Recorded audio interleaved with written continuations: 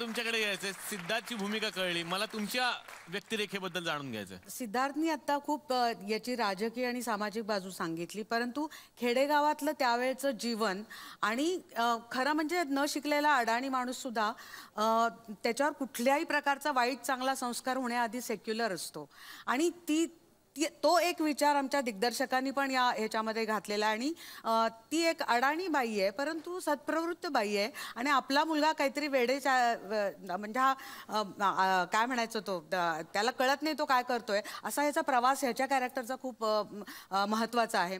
ती आई काही शिकलेली नाही किंवा हा मुलगाही काही शिकलेला नाही आहे, पण ते एका उदात्त भावनेकडे कसा प्रवास करतात हे या सिनेमामध्ये पाहायला मिळतं. क्या बात है, क्या बात है.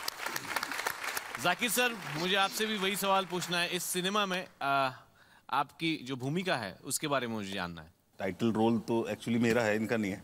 जी हाँ.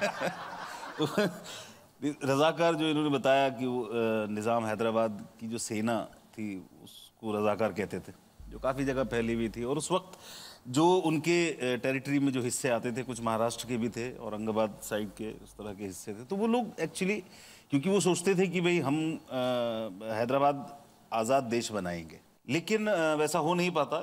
आई love to be part of this kind of और मैं ख़ासकर सतीश भाई हमारे जो प्रोड्यूसर हैं, क्योंकि इस तरह के सब्जेक्ट को सपोर्ट नहीं करता कोई. बरोबर. मैं उनको बहुत ख़ास तौर पे बधाई देना चाहता हूँ.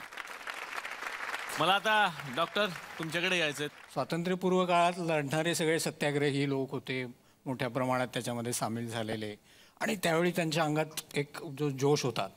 पण आता स्वातंत्र्य मिळालं, मिळाल्यानंतर काय करायचं असा एक प्रश्न झाला. तर आणखी एक चॅलेंज समोर आलं ना, हे की ह्या रजाकारांच्या विरुद्ध लढणं हे करण्यासाठी मग हे सत्याग्रही पुन्हा बाहेर पडलेत. तर ते सदाशिवराव नावाचे सत्याग्रही असतात, ते सहकुटुंब तिकडे त्या खेडेगावात येतात आणि त्यांना तो हरी नामक एक अतिशय इनोसंट आणि प्रामाणिक मनुष्य भेटतो आणि मग जसं एखादा विचार डोक्यात सोडल्यासारखं अशा पद्धतीने ते चालतं. तुमच्यासाठी आज सरप्राईज आहे सिद्धार्थ. रजाकार ही फिल्म येते आणि आज बराच इतिहास घडतोय.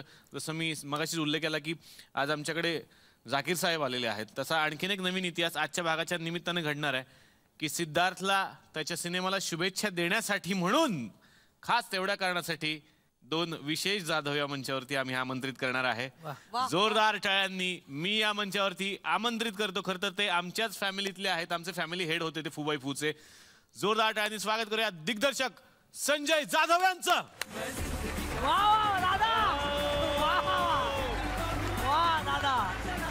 अरे यार दादा